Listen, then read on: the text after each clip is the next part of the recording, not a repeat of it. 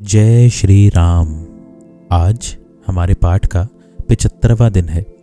इस पाठ में हम श्री रामचरितमानस के पंचम सोपान सुंदरकांड का पाठ कर रहे हैं। श्री रामचरितमानस की बाकी वीडियोस की प्लेलिस्ट का लिंक डिस्क्रिप्शन बॉक्स में है। तो आइए शुरू करते हैं। हनुमान जी ने कहा, हे प्रभु, विपत्ति तो वही तभी है जब आपका भजन स्मरण ना हो। हे प्रभु, राक्षसों की बात ही कितनी है, आप शत्रु को जीतकर जानकी जी को ले आवेंगे। भगवान कहने लगे, हे हनुमान सुन, तेरे समान मेरा उपकारी देवता, मनुष्य अथवा मुनि कोई भी शरीरधारी नहीं है। मैं तेरा प्रत्युपकार बदले में उपकार तो क्या करूं, मेरा मन भी तेरे सामने नहीं हो सकता। हे पुत्र सुन, मैंने मन में खूब विचार करके देख लिया कि मैं तुझसे उत्तीर्ण नहीं हो सकता। देवताओं के रक्षक प्रभु बार बार हनुमान जी को देख रहे हैं। नेत्रों में प्रेमाश्रुओं का जल भरा है और शरीर अत्यंत पुलकित है। प्रभु के वचन सुनकर और उनके प्रसन्न मुख तथा पुलकित अंगों को देखकर हनुमान जी हर्षित हो गए और प्रेम में विकल होकर, हे भगवान मेरी रक्षा करो कहते हुए श्री राम जी के चरणों में गिर पड़े। प्रभु उनको बार बार उठाना चाहते हैं, परंतु प्रेम में डूबे हुए हनुमान जी को चरणों से उठना सुहाता नहीं। प्रभु का कर कमल हनुमान जी के सिर पर है। उस स्थिति का स्मरण करके शिवजी प्रेम मग्न हो गए। फिर मन को सावधान करके शंकर जी अत्यंत सुंदर कथा कहने लगे। हनुमान जी को उठाकर प्रभु ने हृदय से लगाया और हाथ पकड़कर अत्यंत निकट बैठा लिया। हे हनुमान, बताओ तो, रावण के द्वारा सुरक्षित लंका और उसके बड़े बांके किले को तुमने किस तरह जलाया। हनुमान जी ने प्रभु को प्रसन्न जाना और वे अभिमान रहित वचन बोले। बंदर का बस यही बड़ा पुरुषार्थ था कि वह एक डाल से दूसरी डाल पर चला जाता है। मैंने जो समुद्र लांग कर सोने का नगर जलाया और राक्षस गण को मारा, अशोक वन को उजाड़ डाला, यह सब तो हे श्री रघुनाथ जी आप ही का प्रताप है। हे नाथ, इसमें मेरी प्रभुता बड़ाई कुछ भी नहीं है। हे प्रभु, जिस पर आप प्रसन्न हो उसके लिए कुछ भी कठिन नहीं है। आपके प्रभाव से रुई, जो स्वयं बहुत जल्दी जल जाने वाली वस्तु है, बड़वा नल को निश्चय ही जला सकती है, अर्थात असंभव भी संभव हो सकता है। हे नाथ, मुझे अत्यंत सुख देने वाली अपनी निश्चल भक्ति कृपा करके दीजिए। हनुमान जी की अत्यंत सरल वाणी सुनकर हे भवानी, तब प्रभु श्री रामचंद्र जी ने एवमस्तु ऐसा ही हो कहा। हे उमा, जिसने श्री राम जी का स्वभाव जान लिया उसे भजन छोड़कर दूसरी बात ही नहीं सुहाती।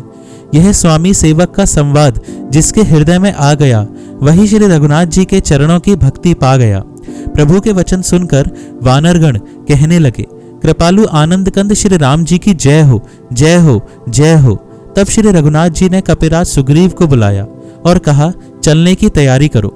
अब विलंब किस कारण किया जाए, वानरों को तुरंत आज्ञा दो। भगवान की यह लीला रावण वध की तैयारी देखकर बहुत से फूल बरसाकर और हर्षित होकर देवता आकाश से अपने अपने लोक को चले। वानर राज सुग्रीव ने शीघ्र ही वानरों को बुलाया। सेनापतियों के समूह आ गए। वानर भालुओं के झुंड अनेक रंगों के हैं और उनमें अतुलनीय बल है। वे प्रभु के चरण कमलों में सिर नवाते हैं। महान बलवान रीछ और वानर गरज रहे हैं। श्री राम जी ने वानरों की सारी सेना देखी, तब कमल नेत्रों से कृपा पूर्वक उनकी ओर दृष्टि डाली। राम कृपा का बल पाकर श्रेष्ठ वानर मानो पंख वाले बड़े पर्वत हो गए। तब श्री राम जी ने हर्षित होकर प्रस्थान कूच किया। अनेक सुंदर और शुभ शकुन हुए, जिनकी कीर्ति सब मंगलों से पूर्ण है। उनके प्रस्थान के समय शकुन होना यह नीति है, लीला की मर्यादा है। प्रभु का प्रस्थान जानकी जी ने भी जान लिया। उनके बाएं अंग फड़क फड़क कर मानो कहे देते थे कि श्री राम जी आ रहे हैं। जानकी जी को जो जो शकुन होते थे वही वही रावण के लिए अपशकुन हुए। सेना चली, उसका वर्णन कौन कर सकता है। असंख्य वानर और भालू गर्जना कर रहे हैं। नख ही जिनके शस्त्र हैं, वे इच्छानुसार सर्वत्र बेरोक टोक चलने वाले रीछ वानर पर्वतों और वृक्षों को धारण किए कोई आकाश मार्ग से और कोई पृथ्वी पर चले जा रहे हैं। वे सिंह के समान गर्जना कर रहे हैं। उनके चलने और गर्जने से दिशाओं के हाथी विचलित होकर चिंगाड़ रहे हैं। दिशाओं के हाथी चिंगाड़ने लगे, पृथ्वी डोलने लगी, पर्वत चंचल हो गए, कांपने लगे और समुद्र खलबला उठे। गंधर्व, देवता, मुनि, नाग, किन्नर सब के सब मन में हर्षित हुए कि अब हमारे दुख टल गए। अनेकों करोड़ भयानक वानर योद्धा कटकटा रहे हैं और करोड़ों ही दौड़ रहे हैं। प्रबल प्रताप कौशलनाथ श्री रामचंद्र जी की जय हो, ऐसा पुकारते हुए वे उनके गुण समूहों को गा रहे हैं। उदार, परम श्रेष्ठ एवं महान सर्पराज शेष जी भी सेना का बोझ नहीं सह सकते। वे बार बार मोहित हो जाते, घबरा जाते हैं और पुनः पुनः कच्छप की कठोर पीठ को दांतों से पकड़ लेते हैं। ऐसा करते अर्थात बार बार दांतों को गड़ाकर कच्छप की पीठ पर लकीर सी खींचते हुए वे कैसे शोभा दे रहे हैं, मानो श्री रामचंद्र जी की सुंदर प्रस्थान यात्रा को परम सुहावनी जानकर उसकी अचल पवित्र कथा को सर्पराज शेष जी कच्छप की पीठ पर लिख रहे हों। इस प्रकार कृपानिधान श्री राम जी समुद्र तट पर जा उतरे। अनेकों रीछ वानर वीर जहां तहां फल खाने लगे। वहां लंका में जब से हनुमान जी लंका को जलाकर गए, तब से राक्षस भयभीत रहने लगे। अपने अपने घरों में सब विचार करते हैं कि अब राक्षस कुल की रक्षा का कोई उपाय नहीं है। जिसके दूत का बल वर्णन नहीं किया जा सकता, उसके स्वयं नगर के आने पर कौन भलाई है। हम लोगों की बड़ी बुरी दशा होगी। दूतियों से नगर निवासियों के वचन सुनकर मंदोदरी बहुत ही व्याकुल हो गई। वह एकांत में हाथ जोड़कर पति रावण के चरणों लगी और नीति रस में पगी हुई वाणी बोली, हे प्रियतम, श्री हरि से विरोध छोड़ दीजिए। मेरे कहने को अत्यंत ही हितकर जानकर हृदय में धारण कीजिए। जिनके दूत की करनी का विचार करते ही, स्मरण आते ही राक्षसों की स्त्रियों के गर्भ गिर जाते हैं। हे प्यारे स्वामी, यदि भला चाहते हैं तो अपने मंत्री को बुलाकर उसके साथ उनकी स्त्री को भेज दीजिए। सीता आपके कुल रूपी कमलों के वन को दुख देने वाली जाड़े की रात्रि के समान आई है। हे नाथ, सुनिए, सीता को दिए लौटाए बिना शंभु और ब्रह्मा के किए भी आपका भला नहीं हो सकता। श्री राम जी के बाण सर्पों के समूह के समान हैं और राक्षसों के समूह मेढक के समान।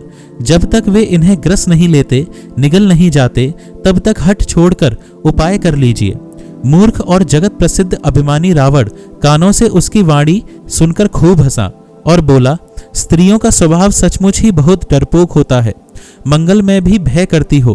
तुम्हारा मन हृदय बहुत ही कच्चा कमजोर है। यदि वानरों की सेना आवेगी तो बेचारे राक्षस उसे खाकर अपनी जीवन निर्वाह करेंगे। लोकपाल भी जिसके डर से कांपते हैं, उसकी स्त्री डरती हो, यह बड़ी हंसी की बात है। रावण ने ऐसा कहकर हंसकर उसे हृदय से लगा लिया और ममता बढ़ाकर अधिक स्नेह दर्शाकर वह सभा में चला गया। मंदोदरी हृदय में चिंता करने लगी कि पति पर विधाता प्रतिकूल हो गए। ज्यों ही वह सभा में जाकर बैठा, उसने ऐसी खबर पाई कि शत्रु की सारी सेना समुद्र के उस पार आ गई है। उसने मंत्रियों से पूछा कि उचित सलाह कहिए, अब क्या करना चाहिए। तब वे सब हंसे और बोले कि चुप किए रहिए, इसमें सलाह की कौन सी बात है। आपने देवताओं और राक्षसों को जीत लिया, तब तो कुछ श्रम ही नहीं हुआ। फिर मनुष्य और वानर किस गिनती में है। मंत्री, वैद्य और गुरु, ये तीन यदि अप्रसन्नता के भय या लाभ की आशा से हित की बात न कहकर प्रिय बोलते हैं, ठकुर सुहाती कहने लगते हैं, तो क्रमशः राज्य, शरीर और धर्म, इन तीन का शीघ्र ही नाश हो जाता है। रावण के लिए भी वही सहायता संयोग आ बनी है। मंत्री उसे सुना सुनाकर मुंह पर स्तुति करते हैं। इसी समय अवसर जानकर विभीषण जी आए। उन्होंने बड़े भाई के चरणों में सिर नवाया। फिर वे सिर नवाकर अपने आसन पर बैठ गए और आज्ञा पाकर ये वचन बोले, हे कृपालु, जब आपने मुझसे बात राय पूछी ही है, तो हे तात, मैं अपनी बुद्धि के अनुसार आपके हित की बात कहता हूँ। जो मनुष्य अपना कल्याण, सुंदर यश, सुबुद्धि, शुभ गति और नाना प्रकार के सुख चाहता हो, वह हे स्वामी परस्त्री के ललाट को चौथ के चंद्रमा की तरह त्याग दे। अर्थात जैसे लोग चौथ के चंद्रमा को नहीं देखते, उसी प्रकार परस्त्री का मुख ही ना देखे। 14 भुवनों का एक ही स्वामी हो, वह भी जीवों से वैर करके ठहर नहीं सकता, नष्ट हो जाता है। जो मनुष्य गुणों का समुद्र और चतुर हो, उसे चाहे थोड़ा भी लोभ क्यों ना हो, तो भी कोई भला नहीं कहता। हे नाथ, काम, क्रोध, मद और लोभ, ये सब नरक के रास्ते हैं। इन सब को छोड़कर श्री रामचंद्र जी को भजिए, जिन्हें संत सत्पुरुष भजते हैं। हे तात, राम मनुष्यों के ही राजा नहीं है, वे समस्त लोकों के स्वामी और काल के भी काल हैं। वे समस्त संपूर्ण ऐश्वर्य, यश, श्री, धर्म, वैराग्य एवं ज्ञान के भंडार भगवान हैं। वे निरामय, विकार रहित, अजन्मा, व्यापक, अजय, अनादि और अनंत ब्रह्म हैं।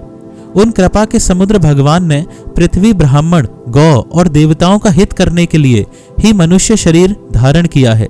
हे भाई सुनिए, वे सेवकों को आनंद देने वाले, दुष्टों के समूह का नाश करने वाले और वेद तथा धर्म की रक्षा करने वाले हैं। वैर त्याग कर उन्हें मस्तक नवाइए। वे श्री रघुनाथ जी शरणागत का दुख नाश करने वाले हैं। हे नाथ, उन प्रभु सर्वेश्वर को जानकी जी दे दीजिए और बिना ही कारण स्नेह करने वाले श्री राम जी को भजिए, जिसे संपूर्ण जगत से द्रोह करने का पाप लगा है। शरण जाने पर प्रभु उसका भी त्याग नहीं करते। जिनका नाम तीनों तापों का नाश करने वाला है, वे ही प्रभु भगवान मनुष्य रूप में प्रकट हुए हैं। हे रावण, हृदय में यह समझ लीजिए। हे दशशीष, मैं बार बार आपके चरणों लगता हूँ और विनती करता हूँ कि मान, मोह और मद को त्याग कर आप कौशलपति श्री राम जी का भजन कीजिए। मुनि पुलस्त्य जी ने अपने शिष्य के हाथ यह बात कहला भेजी है। हे तात, सुंदर अवसर पाकर मैंने तुरंत ही वह बात प्रभु आपसे कह दी। माल्यवान नाम का एक बहुत ही बुद्धिमान मंत्री था। उसने उन विभीषण के वचन सुनकर बहुत सुख माना और कहा, हे तात, आपके छोटे भाई नीति विभूषण नीति को भूषण रूप में धारण करने वाले अर्थात नीतिमान हैं। विभीषण जो कुछ कह रहे हैं उसे हृदय में धारण कर लीजिए। रावण ने कहा, ये दोनों मूर्ख शत्रु की महिमा बखान रहे हैं, यहाँ कोई है, इन्हें दूर करो ना। तब माल्यवान तो घर लौट गया और विभीषण जी हाथ जोड़कर फिर कहने लगे, हे नाथ, पुराण और वेद ऐसा कहते हैं कि सुबुद्धि, अच्छी बुद्धि और कुबुद्धि, खोटी बुद्धि सबके हृदय में रहती है। जहाँ सुबुद्धि है वहाँ नाना प्रकार की संपदाएं, सुख की स्थिति रहती हैं, और जहाँ कुबुद्धि है वहाँ परिणाम में विपत्ति, दुख रहती है। आपके हृदय में उल्टी बुद्धि आ बसी है। इसी से आप हित को अहित और शत्रु को मित्र मान रहे हैं। जो राक्षस कुल के लिए काल रात्रि के समान है, उन सीता पर आपकी बड़ी प्रीति है। हे तात, मैं चरण पकड़कर आपसे भीख मांगता हूँ, विनती करता हूँ कि आप मेरा दुलार रखिए। मुझ बालक के आग्रह को स्नेह पूर्वक स्वीकार कीजिए। श्री राम जी को सीता जी दे दीजिए, जिसमें आपका अहित ना हो। विभीषण ने पंडितों, पुराणों और वेदों द्वारा सम्मत अनुमोदित वाणी से नीति बखान कर कही, पर उसे सुनते ही रावण क्रोधित होकर उठा और बोला कि रे दुष्ट, अब मृत्यु तेरे निकट आ गई है। अरे मूर्ख, तू जीता तो है सदा मेरा जलाया हुआ, अर्थात मेरे ही अन्न से पल रहा है, पर हे मूढ़, पक्ष तुझे शत्रु का ही अच्छा लगता है। अरे दुष्ट, बता ना, जगत में ऐसा कौन है जिसे मैंने अपनी भुजाओं के बल से ना जीता हो। मेरे नगर में रहकर प्रेम करता है तपस्वियों पर। मूर्ख, उन्हीं से जा मिल और उन्हीं को नीति बता।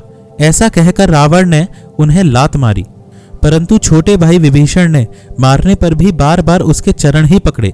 शिवजी कहते हैं, हे उमा, संत की यही बड़ाई महिमा है कि वे बुराई करने पर भी बुराई करने वाले की भलाई ही करते हैं।